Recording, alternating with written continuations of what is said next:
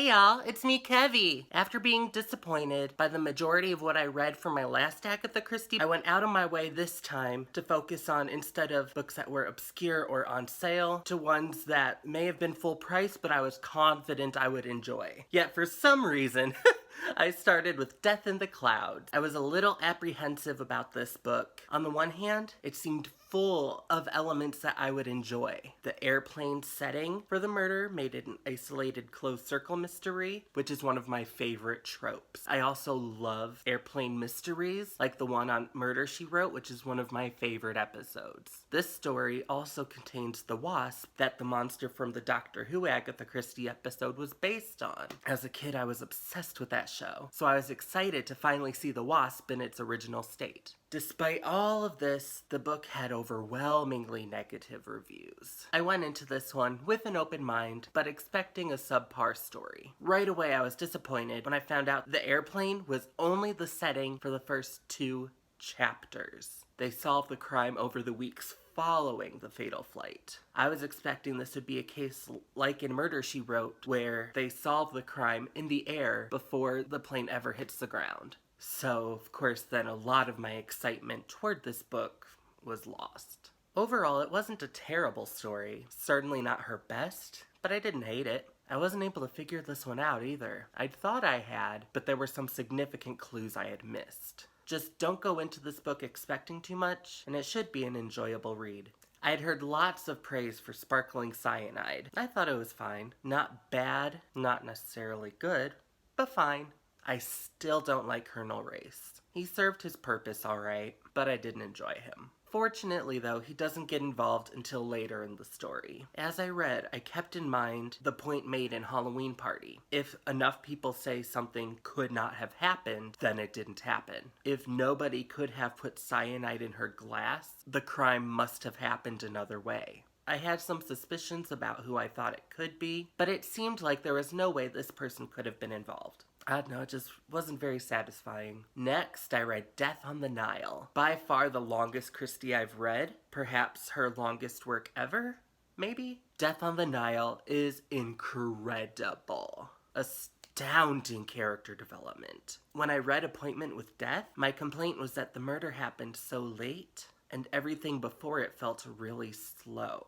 In Death on the Nile, even though the murder occurs later as well, it never felt slow to me. Christie really took her time introducing us to this cast of characters and getting us invested in all of them. A lot of times, having too many characters makes a book hard to follow, but the way it was done here, each character was clear and distinct. I was disappointed to see the return of Colonel Race, but fortunately, here he only acted as a Hastings stand-in, rather than his normal characterization. So it was definitely my preferred portrayal of him. This book is so good, dramatic, mysterious, beautiful setting, beloved characters, and a satisfying ending. The only reason it isn't at the very, very top of my list is that I didn't experience that rush of excitement during the reveal like I got during Peril at End House or Hercule Poirot's Christmas. That said, it's still very high on my list and definitely a favorite.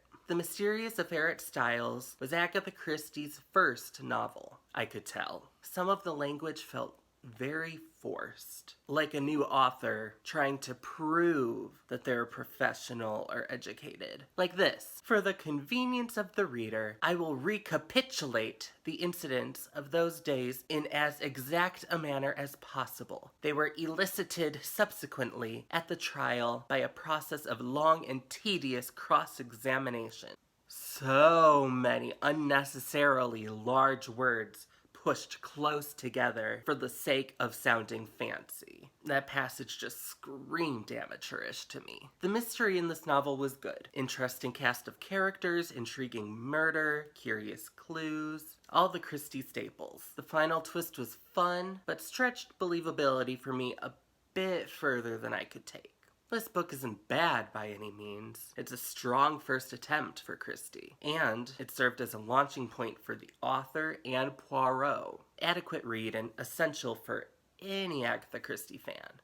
The Mirror Cracked I read as a buddy read with my drag sister Thunderella. I'll post her channel down in the description below. The Mirror Cracked is so far my favorite Miss Marple story. I've yet to read Murder at the Vicarage, and Body in the Library only takes place briefly near St. Mary Mead. So The Mirror Cracked was my first time reading a story set primarily in Jane Marple's hometown. I was delighted to see the return of Mrs. Bantry. She is one of my favorite characters I've met in these books, so getting to read more of her was a treat. It was fascinating to read how much had changed for her and the rest of St. Mary Mead since the events of Body in the Library. As with all the Marple books I've read, Mirror Cracked is full of charming characters. Heather Badcock was such a fun character, and I really loved the way Agatha Christie described her. I've watched several adaptations of this novel before, so I went into it knowing who done it. I loved how, knowing what I know, the answer was quite plainly in front of us the entire time. But through Christie's impeccable use of misdirection, it could be easily overlooked. Spoilers in 5,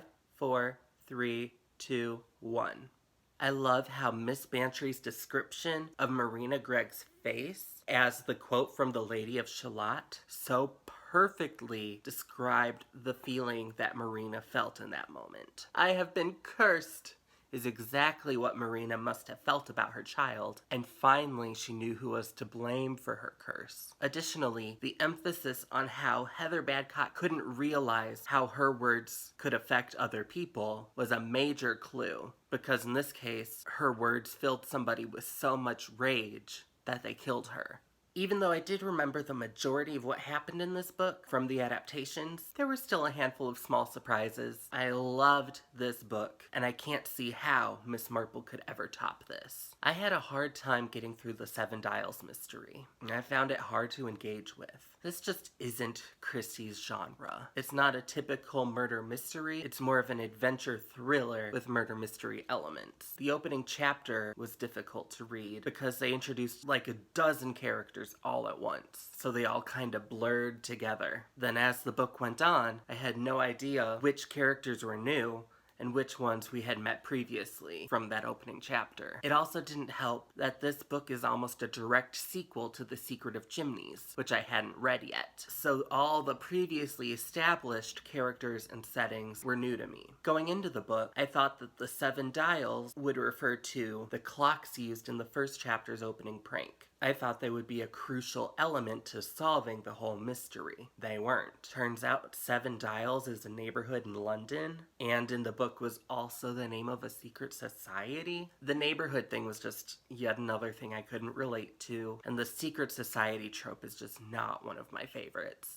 And I didn't particularly care for how Christie handled it either. I found the reveal to be terribly disappointing. I had suspected who the killer was, but the way they handled it in this book just did not do it for me. I'm glad to have read this, but it's definitely not one that I would read again. After that, I decided to read The Secret of Chimneys. I had tried to read Chimneys last year, but I DNF'd it without even finishing the first chapter. It was a bad start to the book, shoving way too many names and too much exposition at us all at once. I couldn't keep track of any of it, so I just gave up on it. This time, though, I read this book as a buddy read with Naomi from Naomi's Bookshelf. Her channel will be in the description below. Reading this book with somebody forced me to keep reading even though the first chapter was so bad. And I am so glad I did. Chapters 8 and 9 especially turned this book around for me, hooked my interest, and sucked me into the story. As all the loose plot points from the beginning started to be sewn together, the story became much clearer and easier to follow. I was completely stumped on who the killer was, but I did not care. I was enjoying this book too much to mind. And what's more, while I hadn't figured out who done it, I had some suspicions about a plot point that I found to be much more interesting. And I was right! Oh, the ending of this book was so camp, so thrilling and exciting. exciting. Oh, I absolutely loved it. I'm so glad I gave this book another chance because it's become one of my favorite Christies so far. Now, I'd only planned to cover 7 books in this video, but then I finished the next one in 2 days. So now the final 8th book I read for this video was The 13 Problems. 13 Problems is a collection of Miss Marple short stories, published in between Murder at the Vicarage and Body in the Library. Goodreads lists it as Miss Marple number 1.5. The first 6 stories are about the Tuesday Night Club, who get together weekly to discuss murders. Then the second batch of 6 take place at a dinner party hosted by the Bantries. Yes, that's right, more Mrs. Bantry.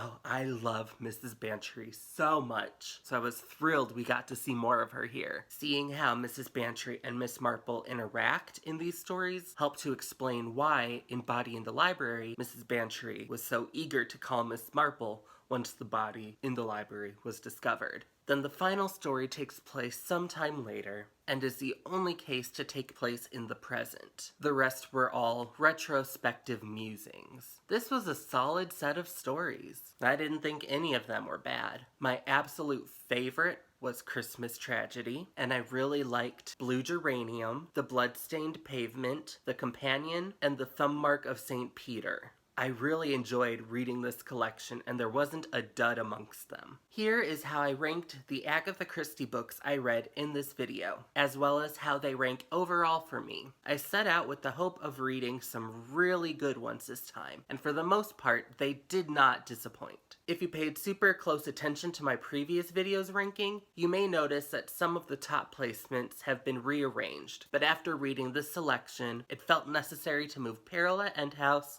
and Secret of Chimneys into the top 3. 3 of the 8 books I read for this video wound up in my top 10, and while there were 1 or 2 on the lower end of my rankings, I'm overall quite satisfied with what I read in this batch. I've already downloaded 5 books for part 4, but I have a few spots open for your recommendations. Please let me know down in the comments which Agatha Christie novels I should read next, and if you agree or disagree with my thoughts and placements with these 8 books. Thank you all so much for watching. Don't forget to like and subscribe, and if it pleases and sparkles, I'll see you in the next video. Mwah!